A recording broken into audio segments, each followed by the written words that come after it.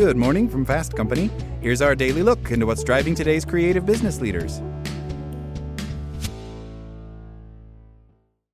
The days of cradle-to-grave jobs are as long gone as fully employer-funded pensions, medical insurance, and annual company picnics for staff and their families.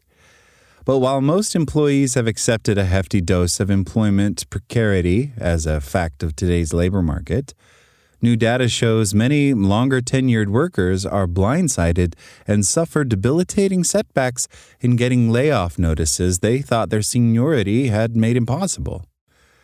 That continued belief in the traditional unwritten employment rule of first in, last out costs more tenured workers who wind up being dismissed an emotional and professional loyalty tax.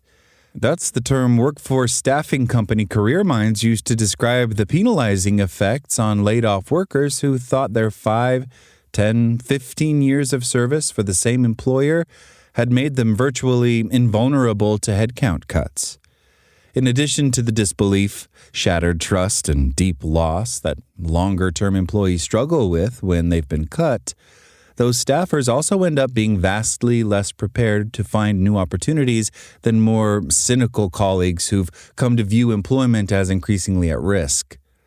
The result is often a distressing, real-life mashup of death of a salesman and up in the air for longer-term workers caught in the middle of it.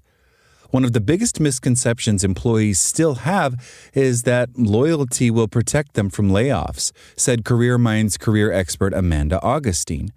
Unfortunately, many long-term employees discover all too late that their years of dedication don't necessarily equate to job security. To gain a better understanding of what happens when longer-term workers are hit by those layoff bolts from the blue, CareerMinds recently surveyed 900 people who'd lost their jobs they'd had for a minimum of 5 years. The first major finding was that a large majority of respondents, 76%, had considered their employment to be secure or very safe prior to getting a pink slip. Nearly the same portion also said they'd felt sure their terms of service would protect them from being laid off. Not surprisingly, 66.3% of respondents said they'd been thunderstruck by their dismissal, with nearly a quarter having previously considered it unthinkable. That misplaced conviction that their relatively long tenure with the same employer offered a higher degree of job protection was penalized by the loyalty tax in a few ways. The first form of that came even before layoffs were announced, with 58% of respondents reporting they'd rejected one or more outside work offers before being cut free, opportunities they'd considered unnecessary and unwanted.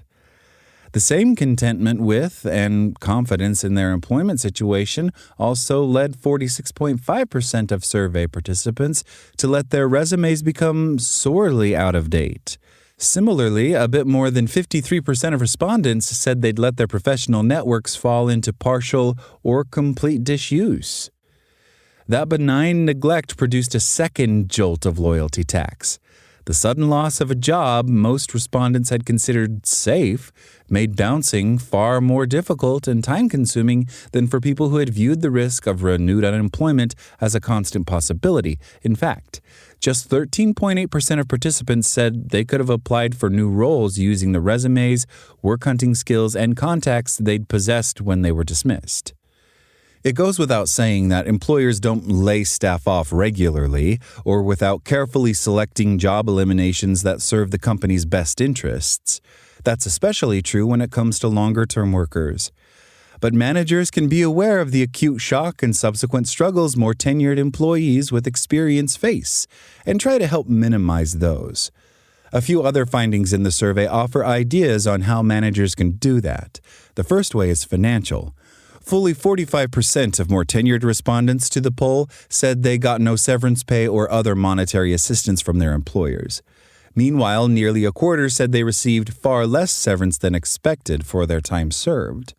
Financially acknowledging the loyalty and effort of longer-term staffers on the way out will blunt some of the difficulties in longer-term workers being let go. The second way is professional. Most laid-off workers said they went from being a valued, integral part of the team to becoming an outsider left to fend for themselves almost overnight. Most felt abandoned at the worst moment of their career, a sentiment that can be easily avoided. Nearly two-thirds of long-tenured workers, 63.3%, were offered no outplacement support upon their exit, no career coaching, no resume help, no job search guidance, the survey results noted. These employees arrive at a time of transition with dormant networks, out-of-date resumes, and no experience in job hunting.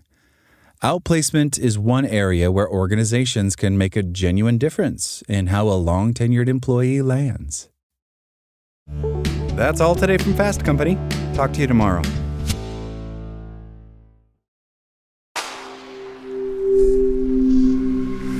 Spoken Layer.